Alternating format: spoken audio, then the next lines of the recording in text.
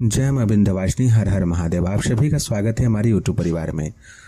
जगदम्बा जब नवरात्र में प्रतिपदा तिथि को हमारे घर पे आती हैं, जब कलश स्थापन करके हम जगदम्बा का आवाहन करते हैं, तो आवाहनी के समय में तिथि और दिवस के अनुसार यह माना जाता है कि उस दिन किस सवारी से आएंगी।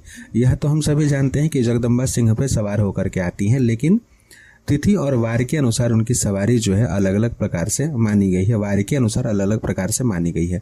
ठीक उसी प्रकार जब उनकी विदाई होती है, यानी कि जब वो गमन करती हैं, वापस कैलाश पर्वत पर जाती हैं महादेव के पास, तो उस समय भी गमन विषयक उनकी सवारियां अलग अलग प्रकार से होती हैं। कहने के लिए यह कहा जाता है कि इसका प्रभाव समग्र राष्ट्र और देश पर पड़ता है, लेकिन एक साधक के लिए भी यह अत्यंत आवश्यक होता है कि हम आगमन और गमन विषयक चीज़ों को देख करके साधनाओं को अगर विशेष रूप से करते हैं तो उसमें भी हमें विशेष सफलता प्राप्त होती है। तो आज इस विषय को हम पूर्ण रूप से समझेंगे, जानेंगे, ताकि जीवन में किसी भी नवरात्र में जब हम साधनाएं करें तो उसकी सफलता की जो प्रतिशत हो अधिक बढ़ जाए, प्रभाव जो है पूर्ण मिले, फल जो है उसको उसकी पूरी प्राप्ति हो। आप सभी से निवेदन है, चैनल को जरूर सब्सक्राइब कीजिए, वीडियो को लाइक कीजिए। ऐसे ही महत्वपूर्ण विषय इस चैनल पे सदैव आते रहते हैं। गृहस्थों के लिए यह पूरा चैनल समर्पित है। वीडियो के डिस्क्रिप्शन में महत्वपूर्ण लिंक दिए गए हैं, उन सभी के माध्यम से आप अन्य सोशल मीडिया प्लेटफॉर्म्स पे आप जुड़ सकते हैं और बातचीत भी कर सकते हैं। सर्वप्रथम जब कलश स्थापना प्रतिपदा को होता है, तो प्रतिपदा को कलश स्थापना का जो दिन है, दिन के अनुसार भगवती की सवारी मानी गई है। पहले इसे देख लेते हैं ताकि आगे जो विषय मैं बताना चाह रहा हूँ उसे समझने में आसानी रहेगी। 4 सवारी होती है भगवती की आने के लिए: हाथी, घोड़ा, पालकी और नाव। जब रविवार और सोमवार के दिन प्रतिपदा तिथि होता है और उस दिन कलश स्थापना किया जाता है, तो कहते हैं कि जगदम्बा हाथी पर सवार होकर के आती है। वहीं मंगल और शनिवार के दिन अगर प्रतिपदा हो, कलश स्थापना करें, तो उस दिन कहते हैं कि घोड़ा के ऊपर सवार होकर जगदम्बा आएंगी। और शुक्रवार और बृहस्पतिवार के दिन अगर कलश स्थापना होता है, प्रतिपदा तिथि है, तो उस दिन पालकी पर, यानी कि डोला जो कहा जाता है, पालकी के ऊपर बैठ करके जगदम्बा का आगमन होता है। वहीं अगर बुधवार के दिन प्रतिपदा हो तो नाव पे सवार होकर के आती हैं। जगदम्बा जब कभी भी हाथी पे सवार होकर के आएंगी तो पूरे राज्य में कहा जाता है कि धन समृद्धि होगी, अच्छी वर्षा होगी, फसलें अच्छी होगी, यानी कि शुभ माना गया है। हाथी ऐसे भी लक्ष्मी जी का प्रतीक है, तो धन की वृद्धि होगी, बहुत ही अच्छा रहेगा। जब घोड़े पे सवार होकर के आती हैं तो कहा जाता है कि युद्ध भूमि के समान जो चीज़ें हैं वो गड़बड़ होती हैं, यानी कि आपस में राजाओं, अब तो अभी के समय में तो राजा नहीं है, लेकिन अलग अलग राज्य है और एक ही राज्य के अंदर विभिन्न पार्टियां हैं, तो आपस में टकराव होगा, गृह युद्ध की संभावना होगी, सत्ता परिवर्तन होने की संभावना रहती है। वहीं जब पालकी पर आती हैं, यानी बृहस्पतिवार शुक्रवार के दिन जब आती हैं, तो यह माना गया है कि अनेकों कारणों से, विभिन्न कारणों से प्रजा में मृत्यु का कारण, जो मृत्यु होगी, अनेक लोगों की मृत्यु होगी, चाहे उसमें कोई बड़ा हादसा हो सकता है, किसी प्रकार की कोई महामारी फैल सकती है, तो यह एक कारण बनता है। और वहीं बुधवार के दिन अगर नाव पर जब आती हैं तो कहा जाता है कि अपने भक्तों के कष्टों को हरने वाली होती हैं, विपत्तियों को दूर करने वाली होती हैं। तो आगमन को देख करके जब हम साधना करने जाते हैं, तो जब कभी भी प्रतिपदा तिथि सोमवार या रविवार के दिन पड़े और जगदम्बा हाथी पर आई हो, तब हमें नवरात्र के 9 दिन जो हैं विशेष करके भगवती लक्ष्मी से संबंधित अथवा जगदम्बा के जिस भी पाठ को कर रहे हैं, अगर हम कोई संपुट पाठ करते हैं अथवा कोई अगर विशेष साधना करना चाहते हैं, तो धन संबंधित साधना अगर करते हैं तो अति उत्तम होता है। साथ ही साथ अगर कोई ऐसा रोग है जिसमें बहुत अधिक पैसा खर्च हो रहा है, तो उसके लिए भी जो है उस नवरात्रि में जब कभी जगदम्बा हाथी पर आए तो उसके लिए हम विशेष साधना अनुष्ठान कर सकते हैं।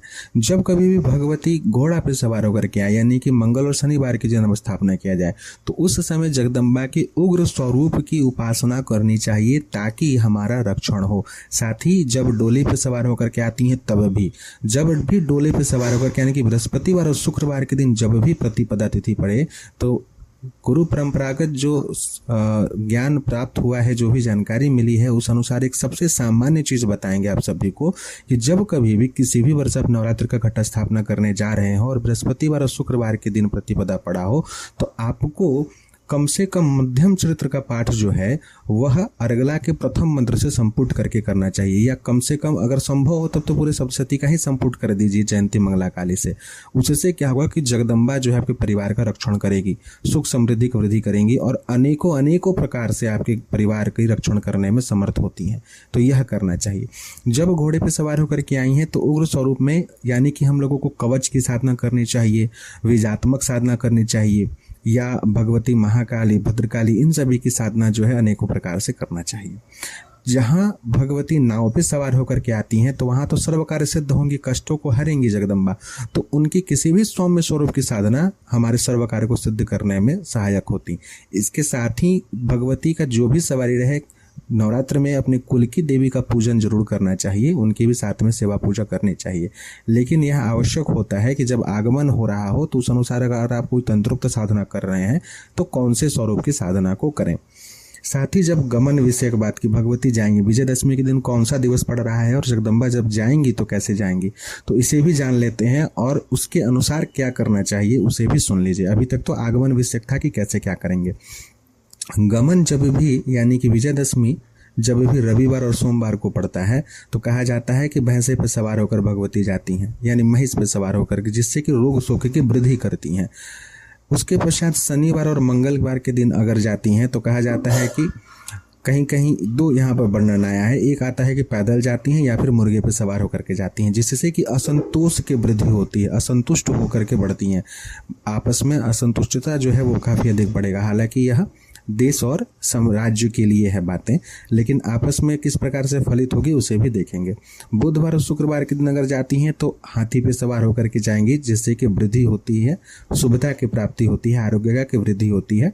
बृहस्पतिवार के दिन अगर जाती हैं तो मनुष्य के ऊपर सवार होकर के जाती हैं, कहा जाता है कि सुख सौभाग्य को वृद्धि करती हैं।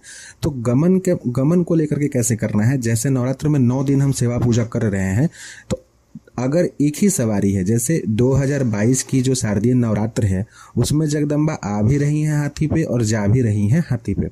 सोमवार के दिन प्रतिपदा पड़ रहा है यानी हाथी पे आएंगी, और बुधवार के दिन विजयदशमी है यानी हाथी पर जाएंगी।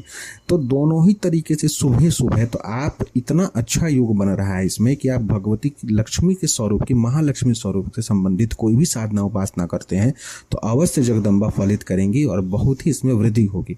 अगर मान लेते कि यही हाथी पर आती और महिष पर जा रही होती, यानी रविवार या सोमवार के दिन गमन हो रहा होता, तो हम क्या करते, हम साधना तो भगवती लक्ष्मी की जरूर करेंगे, लेकिन दशांश साधना जो है अपने रक्षण के लिए करेंगे। यानी कि अगर मान लेते हैं कि हम 1.25 लाख जप महालक्ष्मी के मंत्र का पूरा अनुष्ठान, तंत्रोक्त अनुष्ठान कर रहे हैं नवरात्र में, तो उसका दशांश यानी कि कम से कम 11,000 जप अपने रक्षा के निमित्त भगवती के किसी भी स्वरूप की, अथवा यथाशक्ति 1100 ही सही, लेकिन अर्गला के प्रथम मंत्र का जप भी जरूर करें।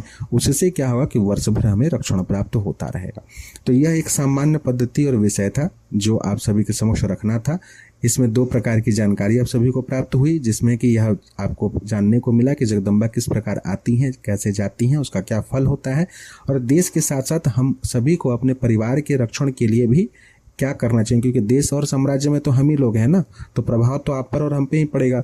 तो उसके रक्षण के निमित्त जो है कार्य हमें ही करना चाहिए।